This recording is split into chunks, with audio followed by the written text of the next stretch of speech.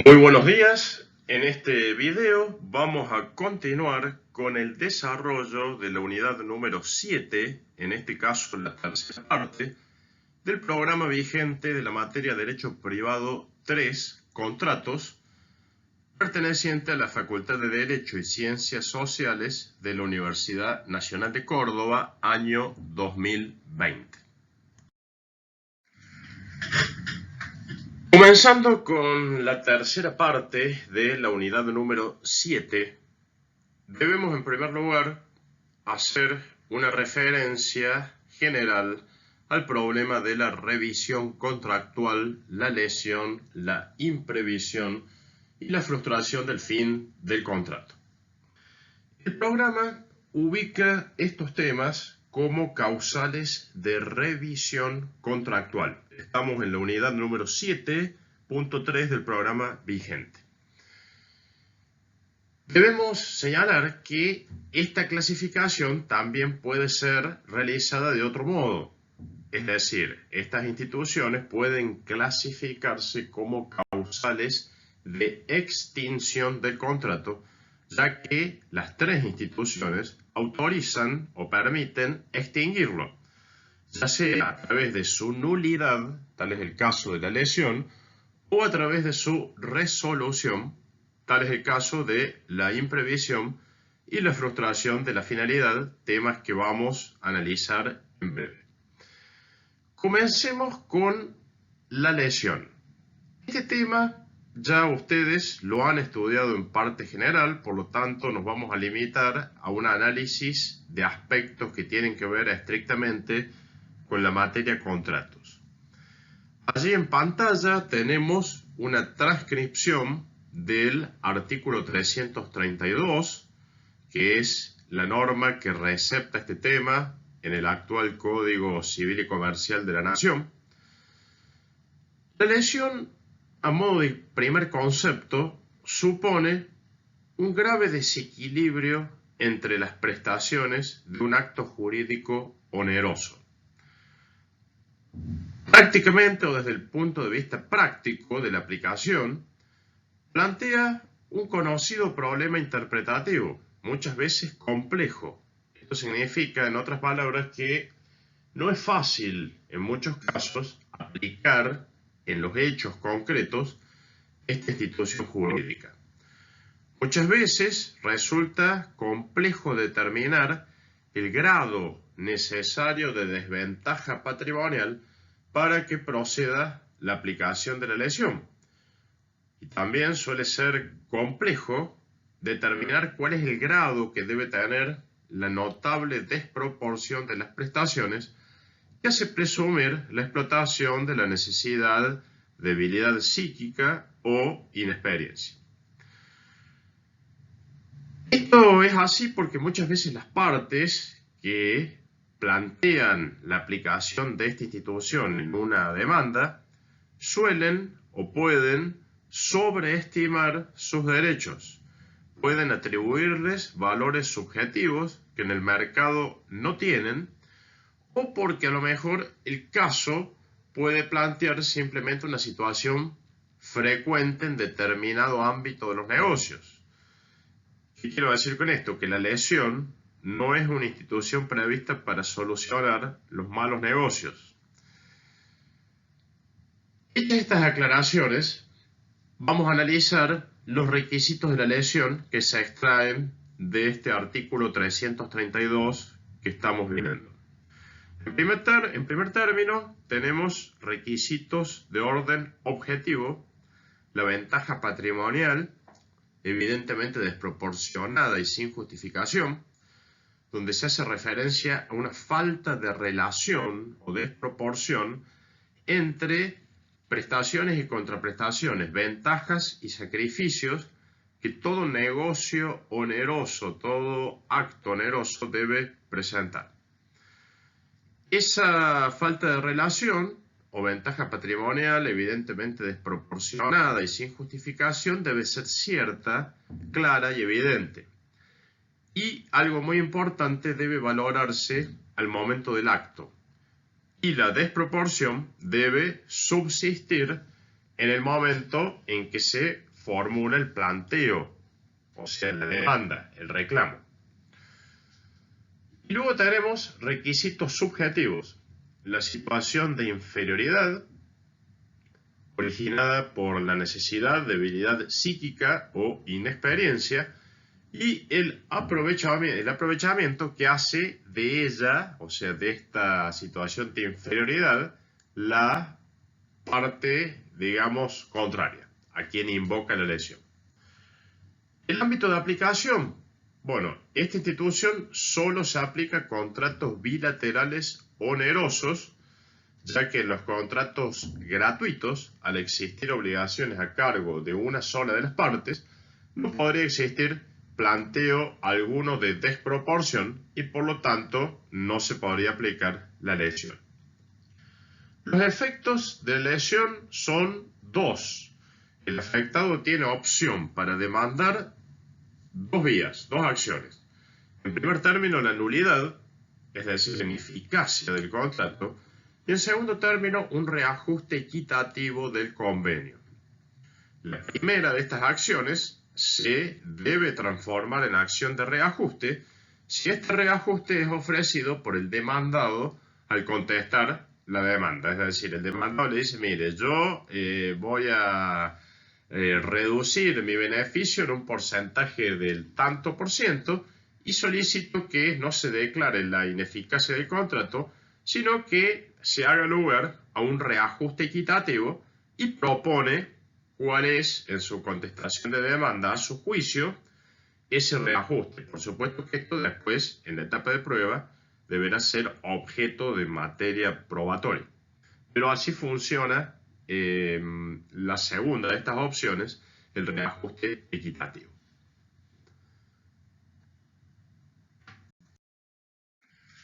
Analicemos ahora lo relativo a la revisión contractual por vía de la imprevisión. En otras palabras, la institución de la imprevisión regulada en el artículo 1091 que ustedes tienen allí en pantalla. La institución de la imprevisión, lo primero que hay que decir es que exige los mismos requisitos de aplicación que el caso fortuito. El caso fortuito es una institución que ustedes ya han estudiado en Derecho de Obligaciones, por lo tanto vamos a traer, digamos, vamos a recordar conceptos y los vamos a traer acá a esta exposición, ya analizados en Derecho de Obligaciones. Tanto el caso fortuito como la imprevisión exigen, según la mayoría de los libros que desarrollan este tema, 6 requisitos que tienen que ver con las características del hecho que genera la situación de caso fortuito o de imprevisión. Estos requisitos, en cierto modo, están resumidos en el artículo 1091 que estamos viendo, cuando se habla de una alteración extraordinaria de las circunstancias existentes. Esto, como dijimos recién, exige requisitos 6, que son los siguientes: un hecho imprevisible, un hecho inevitable, que sea ajeno al deudor, a quien invoca la imprevisión, que sea sobreveniente a la celebración del contrato, que sea actual y suponga una excesiva onerosidad en el cumplimiento de las obligaciones generadas por el contrato. Analicemos brevemente estos requisitos. En primer término, un hecho imprevisible que tiene en cuenta la capacidad del deudor que va a invocar la imprevisión de prever su acaecimiento. En segundo término, el requisito de inevitable, que tiene que ver con la capacidad del sujeto que va a invocar la imprevisión de impedir que suceda el mismo. Tal vez el requisito más importante, porque a lo mejor puede ser previsible, pero no inevitable. Pensemos, por ejemplo, en un hecho de la naturaleza, un terremoto, que a lo mejor podemos llegar a preverlo por movimientos sísmicos previos, pero no podría el deudor de ningún modo evitar que se produzca. Debe ser ajeno a quien pretende invocarlo, es decir, que no deben existir factores de atribución imputables, por ejemplo, culpa, a la parte que pretende hacer valer esta institución, ni tampoco debe existir mora en el cumplimiento de las obligaciones, mora anterior a la verificación del hecho inevitable e imprevisible. Debe ser sobreveniente a la celebración del contrato. ¿Qué significa esto? Que el contrato debe haber sido ya celebrado y la alteración extraordinaria de las circunstancias existentes debe darse después de la celebración. Después de la celebración y después del nacimiento de las obligaciones causadas por el contrato.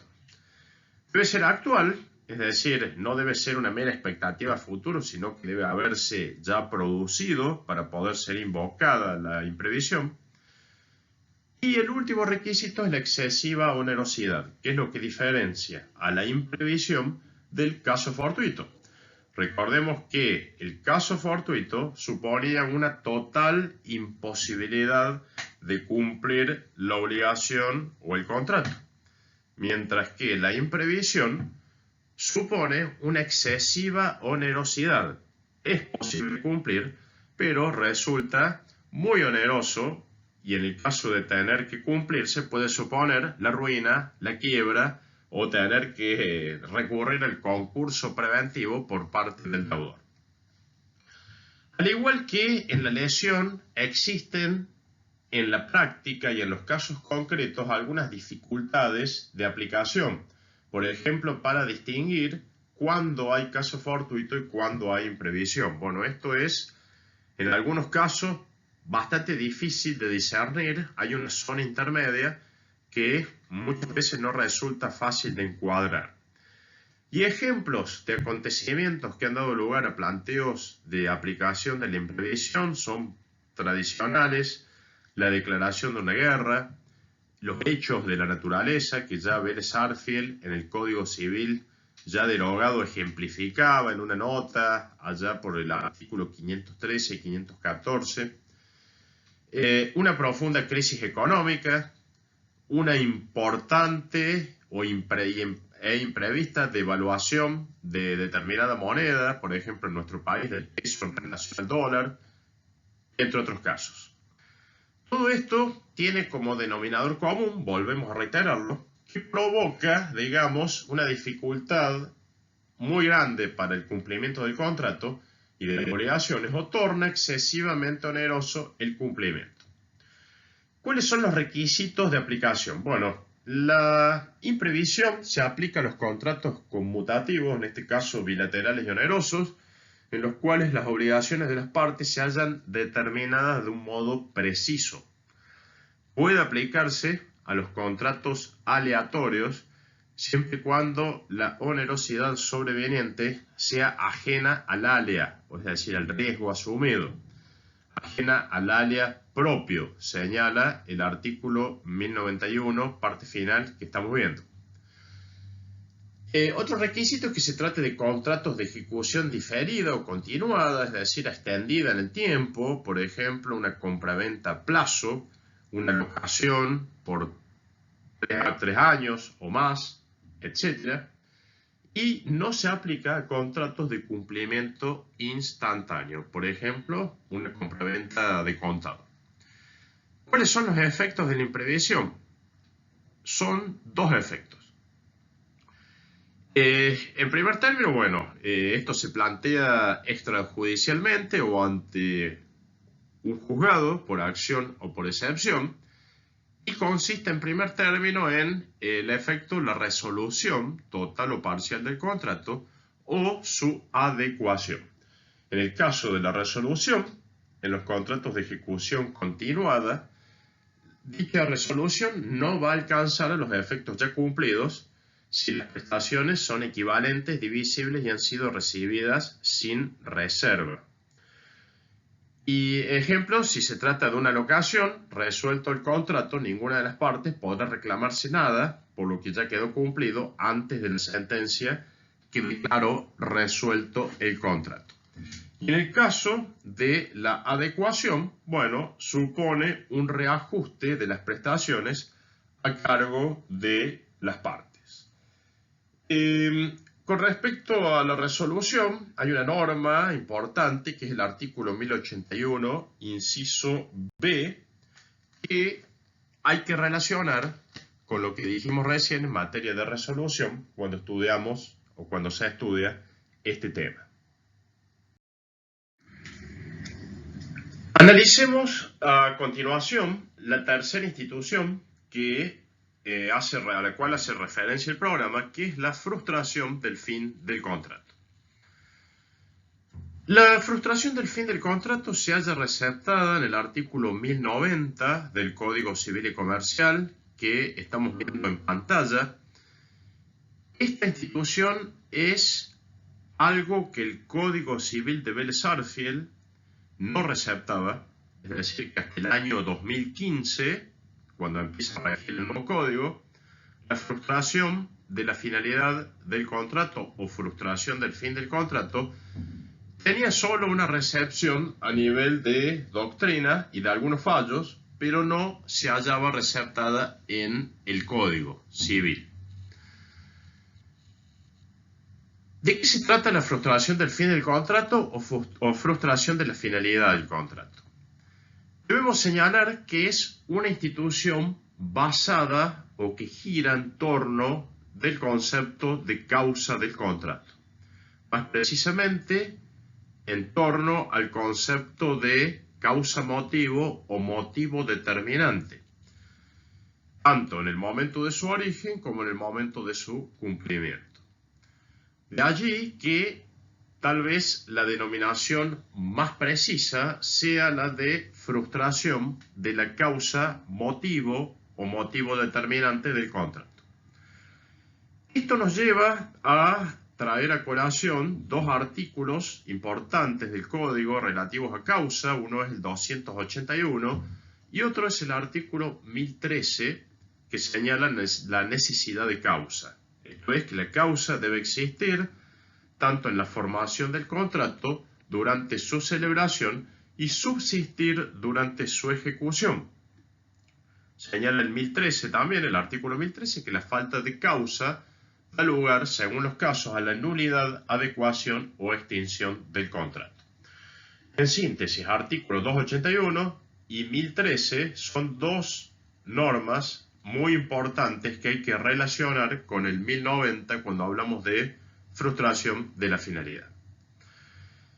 En estos términos, la frustración de la finalidad del contrato presupone o se asienta en la exigencia de causa-fin, más precisamente causa-motivo, en dos momentos: en la celebración del contrato y en la ejecución o cumplimiento del contrato. ¿Cuáles son los antecedentes de esta institución?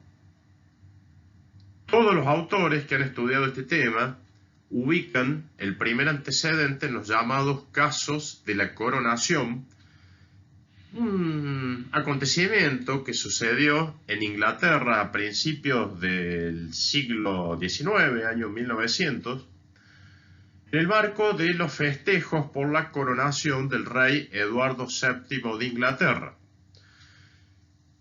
Con motivo de la coronación del rey, se iba a realizar un importante evento y un desfile muy importante, para lo cual se alquilaron, para poder ver el desfile, una gran cantidad de balcones de edificios ubicados en la zona para presenciar este evento. ¿Pero qué sucedió? Sucedió que el rey se enfermó y el desfile no se llevó a cabo. Entonces se planteó el problema de qué pasaba con el alquiler de los balcones, que ya habían sido en muchos casos abonados, pagados, cuando el desfile no se iba a llevar a cabo. Un poco más cercano en el tiempo, tenemos algunos casos de jurisprudencia. A ver, vamos a citar uno de ellos que fue muy conocido, Cámara Nacional de Apelaciones en lo Civil, año 1997, el caso Alerces SRL contra Carrefour Argentina. Esto está publicado en la ley, tomo 1998, página 566, para quien lo quiera buscar. El caso fue así: Alerces SRL organizó un shopping en cuyos locales previó incorporar comercios que impulsaron a los visitantes a permanecer en el lugar, proporcionándoles entretenimiento, salas de cine, restaurantes, etc. Es decir, toda una serie de incentivos para que los clientes permanecieran en el shopping, promoviendo de ese modo el consumo. Carrefour Argentina, que era una empresa que explotaba locales de grandes superficies de supermercados, le interesó ese conjunto de potenciales consumidores y con ese fundamento instaló un supermercado en ese shopping. Pero ¿qué pasó? Posteriormente, el organizador, es decir, Alerces SRL, no logró incorporar los locales de entretenimiento, los locales gastronómicos, los restaurantes, las salas de cine, que eran precisamente el incentivo para que la gente permaneciera en el shopping. Frente a esto, Carrefour, que vio disminuida la expectativa de posibles clientes a su supermercado, presentó un reclamo basado en la frustración de la causa fin del contrato. En otros términos, ¿qué dijo Carrefour? Que el contexto comercial en el cual se había instalado el supermercado no satisfacía la causa fin que originalmente se había tenido en cuenta al alquilar ese gran inmueble para instalar el supermercado. Supongo en definitiva Carrefour que se malogró la finalidad económica perseguida y aceptada por ambas partes.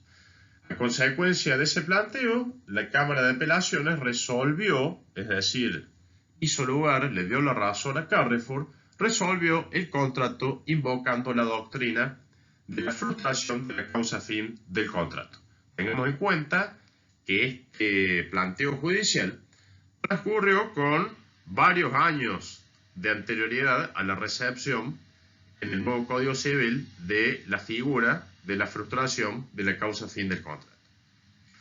Antes de continuar, hay que hacer una breve diferenciación con el caso fortuito, ya que el artículo 1091 que estamos viendo habla de una alteración de carácter extraordinario de las circunstancias existentes al tiempo de su celebración.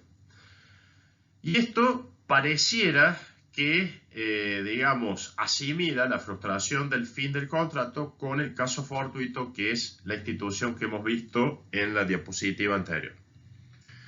Frente a esto hay que decir que son dos cosas distintas. No hay forma de confundir caso fortuito y frustración del fin. En el caso fortuito, el cumplimiento del contrato y de las obligaciones se hace materialmente imposible. En la frustración del fin, el cumplimiento es posible, pero ya no existe interés en mantener, esa prestación o ese contrato, porque se ha perdido la finalidad buscada al contratar. En síntesis, en la frustración del fin del contrato no se genera un impedimento fáctico para el cumplimiento, sino que lo que ocurre es que deja de existir el interés buscado al contratar. La prestación es posible, pero inútil. La utilidad que habría proporcionado el contrato es precisamente lo que se pierde. En el caso de los balcones estaban disponibles para el uso por parte del locatario, pero sentarse en los balcones no proporcionaría la posibilidad de ver el espectáculo. Por otra parte, en la frustración de la causa fin no es necesario que concurran los 6 requisitos del caso fortuito que vimos anteriormente, solamente es necesario que se frustre la finalidad. Y la diferencia con la excesiva onerosidad sobreveniente, es algo, podríamos decir, similar a lo expuesto. La frustración del fin del contrato afecta la causa motivo, mientras que la excesiva onerosidad sobreveniente solo afecta la magnitud de la prestación. Es decir, se pierde la proporción entre el valor que se esperaba pagar o recibir y el valor que se pretende recibir o pagar. En la fluctuación del fin, la prestación puede cumplirse, pero es inútil, mientras que en la excesiva onerosidad sobreveniente, la prestación es útil, pero de cumplimiento excesivamente gravoso, excesivamente caro. Hechas estas distinciones, veamos ahora cuál es el ámbito de aplicación. La fluctuación del fin del contrato se aplica a los contratos de ejecución diferida. Es necesaria la prolongación de la ejecución en el tiempo para que la frustración pueda influir. ¿Cuál es el efecto? El efecto es la resolución por haberse perdido la causa fin, en este caso los motivos personales determinantes que llevaron a contratar, que constituye un elemento esencial del contrato, según lo que ya vimos anteriormente. Y algo importante es que los motivos personales determinantes deben haber sido exteriorizados y conocidos por la otra parte, porque el motivo determinante que cada parte tuvo al celebrar el contrato se vuelve común solo en el caso de que se lo haya expresado, que se lo haya exteriorizado.